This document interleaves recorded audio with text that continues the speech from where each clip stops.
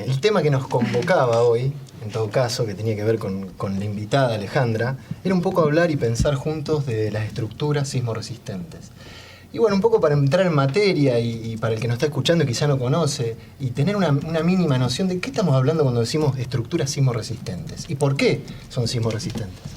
Bien, esta palabra sismoresistente, ¿no? Antes hablábamos de lo que era antisísmico cuando yo estudiaba y bueno, quedó como obsoleta esa palabra porque se descubrió que nadie puede ir en contra del sismo. Hoy se dice sismo resistente a las estructuras que tienen que soportar y no colapsar con los sismos. Yo me río porque es algo que muy pocas veces se tiene en cuenta, ¿no? Vengo de la ciudad de Córdoba donde en ningún plano se presenta estructuras. Sin embargo, es impensado construir sin una estructura. Pero bueno, acá en el interior, en todo lo que es Punilla, por lo menos hasta donde yo he visto, es obligatorio incluir esta área en todo lo que es la construcción. Y bueno, la verdad que me alegré bastante cuando vine y vi que se tenía en cuenta. Pero no dejó de ser sorpresa ver el nivel con que se presentaba.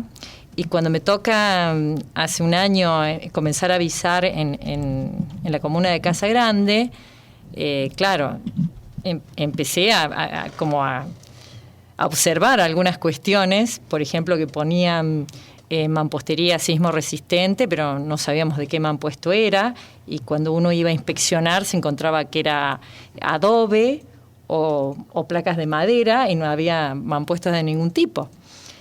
Entonces, bueno, como que ahí me gané un poco de fama en Casa Grande y soy el ogro de Punilla al observar tantas cuestiones, ¿no?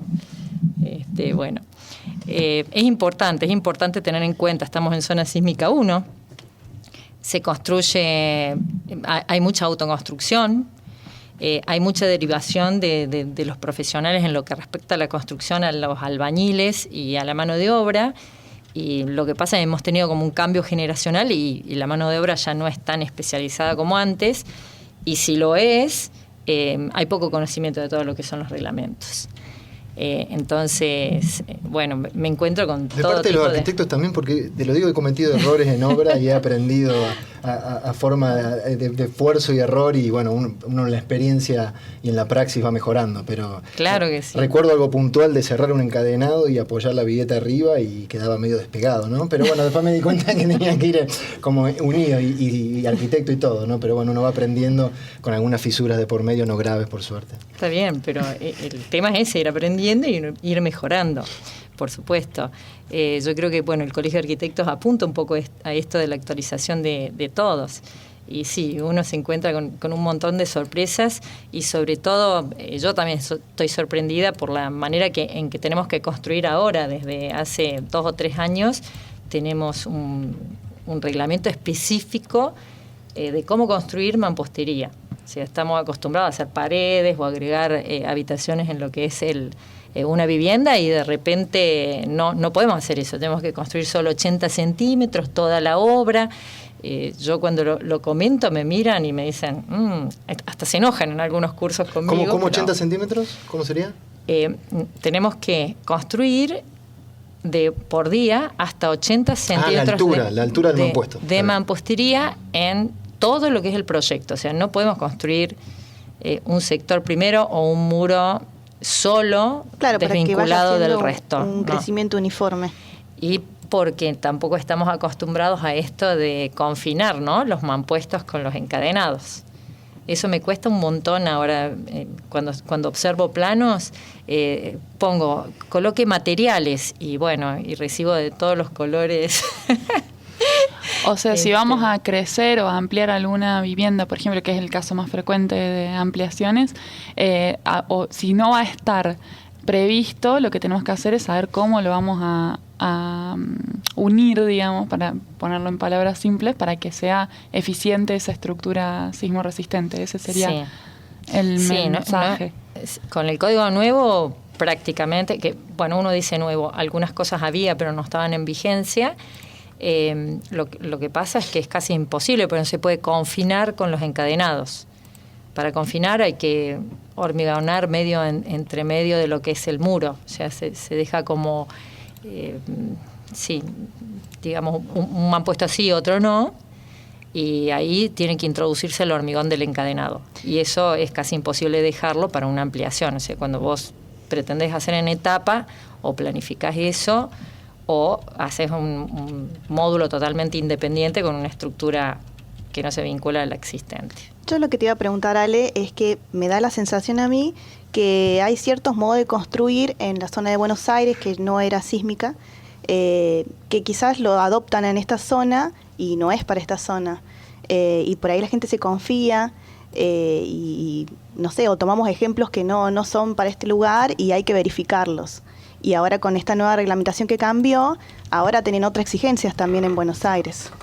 Sí, claro, en Buenos Aires tienen otras exigencias y nosotros estamos muy acostumbrados a tomar materiales, sistemas constructivos que vienen de otros lugares. Hoy ya sería zona sísmica también. Lo que pasa es que es zona sísmica de bajo riesgo, pero tiene algunas condicionantes que teníamos nosotros en la zona sísmica 1, en lo que respecta a mampostería específicamente. Así que, bueno, si ya nos vamos a quedar como todos un poco parejitos en este tema de la construcción, los encadenados, etcétera. ¿Y cuál es la función que cumple? Voy a hacer una pregunta un poco naif, pero ¿cuál es la función que cumplen estos encadenados? Porque ¿qué es lo que permite? ¿Qué es la seguridad que da o para qué están? Bien, como estamos en zona sísmica, lo que hacen los encadenados es, digamos, tomar uno de los esfuerzos que afecta a las construcciones cuando vienen estos fenómenos, ¿no?, naturales. Y los encadenados trabajan solo a la tracción. Por ahí estamos acostumbrados a hacer un muro con encadenados y tratar como esforzarnos de colocar una viga sobre estos encadenados y no tiene verticales, ¿no? Y no tiene como razón de ser. Como que no tomamos conciencia de que no es un solo elemento el que resiste al sismo, sino que es un conjunto de elementos entre mampuestos y encadenados verticales y horizontales de hormigón armado. Ese es el concepto que por ahí tenemos que aprender a manejar un poco más para poder construir en estas zonas. Y después se da una cosa maravillosa en Latinoamérica que un poco tiene que ver con el flyer que usamos, que este apilamiento, ¿no?, medio mágico que se da, hay esquinas, hay fotos, yo he visto fotos que son increíbles, que suceden apilamientos y uno hasta se asombra y se mantienen en pie, ¿no? Porque hay como que estructuras que no se caen. Ahora no sé si con un sismo qué pasará, ¿no? Claro. Pero por lo menos ahora están. ¿Y cómo ves eso? ¿Cómo lo ves? Sí, uno escucha mucho eso. Yo lo hago y no se cae. Sobre todo, como decís vos, para apilar, ¿no? Cuando uno quiere ampliar en lo que es en altura, sí, pasa que solamente apilamos, o sea, ponemos una cosa sobre otra sin vinculación y por supuesto es muy riesgoso. Hasta ahora no nos ha pasado nada, pero porque aún no ha venido el máximo registro de sismo que estamos esperando, ¿no? Estamos en una zona como de periodo ventana y bueno, veremos cuando venga. Y más o menos de cuánto se estima de que puede llegar. El máximo sismo en la escala de Richter de 7, ya hubo uno en el año 72. ¿En San Juan? El de San Juan. No, sí, pero que repercutió aquí en Córdoba bastante, en la ciudad incluso, y bueno, y estamos esperando algo así. No se sabe con exactitud ni de cuánto va a ser ni cuándo va a ocurrir, ¿no? Un planteo frecuente es la estructura, que es algo tan caro en la obra. ¿Para qué, si hay 50 años desde el último sismo, que es justamente el del año 72, si no sabemos cuándo va a venir, para qué justificación tiene, qué función debería cumplir esa estructura, siendo que es algo que tiene que estar, pero que no sabemos cuándo va a ser necesario, por así decirlo? Bueno, no, lo que pasa es que nosotros siempre atendemos a la seguridad, ¿no es cierto? Es como las vacunas. Vos te las ponés, pero claro, tenés que tener fe de que en algún momento te va a salvar de algo que vos no prevés. Bueno, y por el otro también la vacuna, ¿no? Porque también previene la enfermedad de uno y el contagio de otro, y en la estructura también puede ser. Tal cual. Sí, en todo el reglamento nuevo miran mucho eso del vecino, tanto que ahora hay que dejar juntas estructurales entre dos viviendas que antes no se hacía, ¿no? Salta es un poco pionera con esto fue una de las primeras provincias que adoptó esta reglamentación y bueno, ya se dejan varios centímetros entre una obra y otra. Todavía nosotros no concientizamos y no hacemos práctica de lo que nos dice la ley, pero vamos a llegar a tener conciencia. Espero que no sea cuando venga un sismo. Volviendo a lo que estábamos conversando, ¿qué reglamentos tenemos vigentes para regular la construcción en una zona sísmica como es Córdoba? Tenemos una novedad muy buena, porque desde hace pocos días, desde los primeros días de mayo, en Córdoba se reglamenta la ley CIRSOC del 2013 y desde el 2005. Estas reglamentaciones estaban vigentes desde el año 2013, el 1 de enero del 2013 en toda la nación. Si bien la provincia estaba incluida y obligada a cumplirla, era solo aplicable a obras públicas, ninguna obra privada. Desde hace un mes ya nos obliga la ley a cumplirla aquí. Así que nosotros somos una de las provincias que se ha sumado a 5 o 6 que ya estaban con esta ley, donde Tucumán fue pionera en el año 2005, luego Mendoza en el 2006, y así se fueron sumando otras provincias con las leyes y resoluciones específicas para poder, digamos, velar por la seguridad de todo el pueblo, ¿no? Esto de tener en cuenta la sismoresistencia, que por ahí, como no lo vemos diariamente, no nos da como ganas de tomar conciencia o de aplicarlo. Así que bueno, tenemos esa ley nueva. Hace muy poquito, hace también menos de 2 años, se implementa la IMPRES-CIRSOC, que es específicamente sobre sismo en todo el país, ¿no? No estaba todavía regulada. Y es más, nosotros en mampostería también podemos aplicar la 501 y la 501E, que es nueva y no se ha tocado nunca en ningún otro reglamento anterior. Si bien todo lo que es hormigón y mampostería vienen ya estudiados desde el año 72, desde la CONCAR, estos nuevos reglamentos no. Incluso están en discusión los de estructuras de aluminio, que es algo novedoso para nosotros, un poco como decía acá Flor, el tema de los materiales nuevos y de incluir sistemas constructivos. El reglamento se está actualizando al respecto y bueno, así que vamos a tener ya regulación para eso también. Y si alguien quiere comprar una casa, un arquitecto, ¿puede, solo observándola, identificar si esa casa tiene este tipo de estructura o saber si está en condiciones, por ejemplo? No sé si puede, debiera, porque para eso somos técnicos, digamos. Uno se planta frente a una obra o a una solicitud de algún tipo. Es el caso específico de los relevamientos, que por ahí escapamos un poco a las responsabilidades. Pero sí debiera poderse dar cuenta de alguna manera. Hoy en día hay sensores y hay un montón de herramientas que nos permiten regular y determinar en qué condiciones está la vivienda. Esto tiene mucho que ver a lo que inicialmente todos los arquitectos comienzan a hacer, ¿no? Que son los relevamientos, las ampliaciones, tareas muy, muy sencillas aparentemente, pero que nos implican una responsabilidad enorme desde el punto de vista que por ahí no tomamos conciencia que al intervenir, al presentarse frente a una obra, uno ya está emitiendo una opinión y la responsabilidad es bastante grande. O sea, no nos libramos al colocar en un plano de relevamiento, por ejemplo, se construyó bajo absoluta responsabilidad del comitente, del propietario. Eso no nos libera desde la responsabilidad legal que tenemos al presentarnos en esa obra y hacer un plano que nosotros presentamos a alguna comuna o a algún municipio con la intención no solo de registrarlo, sino de aprobarlo. Entonces es como complicada esa cuestión. Debiéramos poder, y si no es a simple vista, existen un montón de herramientas y de estudios invasivos o no invasivos que tenemos la obligación de hacerlos para poder determinar si la construcción es habitable o no. ¿O qué tipo de intervenciones, por ejemplo, estrategias para cómo intervenirla para volverla apta o habitable o más segura? Claro, sí, por supuesto, si uno detecta que hay irregularidades que se pueden subsanar, por supuesto que tienen la obligación de adecuar todos estos sistemas estructurales, constructivos, etcétera, a lo que es la ley que nosotros tenemos en vigencia, ¿no? Bien. Sí, se suma Facundo Leiva Freites para desmitificar algunas... ¿Qué tal? Buenas tardes. ¿Cómo está, Facundo? Recién llego, en un ratito vamos a estar hablando de cine, pero ahora quería preguntarle, aprovechar a Alejandra que está acá, y yo desde muy chico tengo noción de que me han dicho de que en caso de un sismo, un terremoto, lo más seguro es ponerse debajo del marco de las puertas. No sé por qué, me acuerdo de eso siempre que se toca el tema. Quería preguntarle qué onda con ese mito, o con eso, ese dicho, ¿no? Ese mandato mandato popular.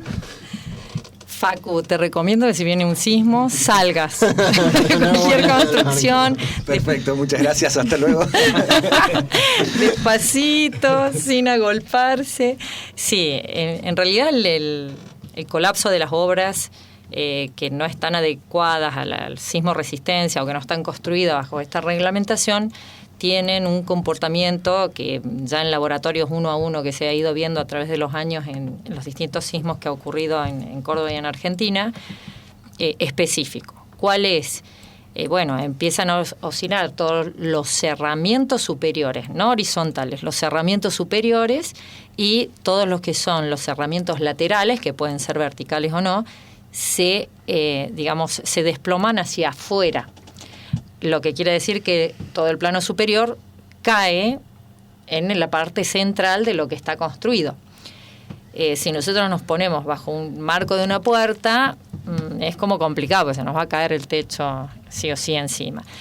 ¿Cuándo es válida esa postura? A lo mejor en algún muro exterior, pensando desde el punto de vista que si la mampostería cae hacia afuera y el techo hacia adentro, va a quedar como un pequeño espacio ahí debajo del marco, libre de que se te desplome totalmente. Lo que pasa es que la repercusión, vos imagínate un plano superior cayendo, estallándose contra el piso, todos los pedazos, sí. Claro que se desprenden y se disparan, ¿no? Entonces, bueno, hay otro mito que yo siempre me sorprendo cuando lo escucho, es colocarse debajo de un mueble, y hablan mucho de esto del triángulo de salvación, de salvataje, no recuerdo cuál es la expresión, pero no, lo que están haciendo es ponerse más peso sobre uno en el caso de un derrumbe. Entonces, no, salir si uno no está seguro del estado de la construcción, que no debiera colapsar, si está adecuada a todas las reglamentaciones que nosotros hemos tenido y tenemos, hay que salir de esas construcciones. Y una pregunta que me suelen hacer también es, ¿todas las construcciones que no tengan estructura sismo resistente se caen en un sismo? Y a veces sí, a veces no, porque no tenemos como una sola vía para ser resistente al sismo las construcciones. No es la única vía esto de trabajar con los encadenados. Eso, lo exige el reglamento hoy en día, porque trabaja con lo que se llama ductilidad o diseño de capacidad. Uno disipa y el otro absorbe energía. Se puede trabajar con otros conceptos que son los de rigidez. Y bueno, y no nos hacen falta en ese caso algo encadenados, es otro sistema diferente, que por ahí afecta mucho a las construcciones antiguas, ¿no? Me viene a la mente ahora esta iglesia que está en diagonal a la Plaza Colón en la ciudad de Córdoba, Los Capuchinos, que tiene muros de casi 1,5 metros de ancho y no tiene un solo encadenado, con una altura impresionante, una esbeltez enorme, y no tiene una fisura a lo largo de todos los años en que ha estado construido, ni siquiera del revoque, un poco lo que me preguntabas vos, esto de si se debe caer o destruir. No tiene ningún vestigio de afectación de sismo, justamente porque trabaja con este concepto, ¿no? El de rigidez. Así que bueno. O sea que las estructuras nos tienen que dar la posibilidad, en el caso de que haya un sismo, de poder salir. A mí me pasó en un piso 18 alto, y te digo que la contaba hasta bajar, ¿no? Un poco el miedo me dio porque encima oscila mucho más, ¿no? En esa diferencia de altura. Pero bueno, estimo que en Córdoba esos edificios están... ¿Pero a qué piso llegaste cuando el sismo se detuvo? No, me paralicé. Ah. Y creo que hice la del marco por una cuestión de... Porque dije, no llego, y se entró a mover, y me dio como un frío acá abajo de la pierna, un frío increíble que me paralicé. Claro. Sí, cagazo para no llevarlo a esa palabra, pero sí me dio un miedo bárbaro. Me hiciste acordar una anécdota cuando yo vivía en Córdoba, en un departamento también en el piso 3, poquitos departamentos, pleno centro, al frente de lo que era la Academia de Ciencias en la Universidad Nacional de Córdoba, sobre la Vélez Sarsfield, y claro, vino un sismo bastante grande, me parece que era 2004, cuando nos asomamos por el ventanal, estamos con unos amigos, veíamos que los postes de luz atravesaban, oscilando, las aberturas de la Academia de Ciencias, deben tener unos 80 centímetros de ancho. Y claro, los del piso 8 vinieron paralizados a mi departamento. Nosotros nos quedamos, se nos caían las cosas de las mesas, o sea, fue un sismo que se sintió mucho. Bueno, y desde allí yo dije, ¿qué hacemos? Yo, que me dedico a estudiar el sismo, etcétera, sé que no puedo salir de un piso 3 por el tiempo de duración del sismo, y si salgo corro más riesgo que quedándome en mi departamento, porque tengo que salir por las escaleras, hay mucha masa arriba. Entonces, bueno, ahí estuve como un mes pensando si tenía que subir o bajar en el caso del sismo. Claro, porque yo decía, si subo a la terraza cada vez voy teniendo menos hormigón sobre mí, ¿no es cierto? De formación profesional. Sí, no, llegué a la conclusión y lo hablé con mis vecinos, hicimos todo un simulacro una vez, compramos una soga enorme, bastante gruesa, y yo era la encargada de atarla al balcón y todos íbamos a salir por mi balcón. Así que todos sabían que si venía un sismo se tenían que ir a mi departamento. Estaba un patio eso. Semipisos, así que el mío daba a la calle, por eso bien, se venía al mío. Había dos, uno en contrafrente y otro al frente, 12 metros de ancho, podíamos todos, había como 3 o 4 sogas, ya medidas hasta abajo, atadas, quedaban atadas en el balcón. Increíble, y íbamos a saltar por ahí, que era lo más seguro para nosotros en el momento. Pero bueno, son esas anécdotas y esas cuestiones que uno toma ahí por precaución.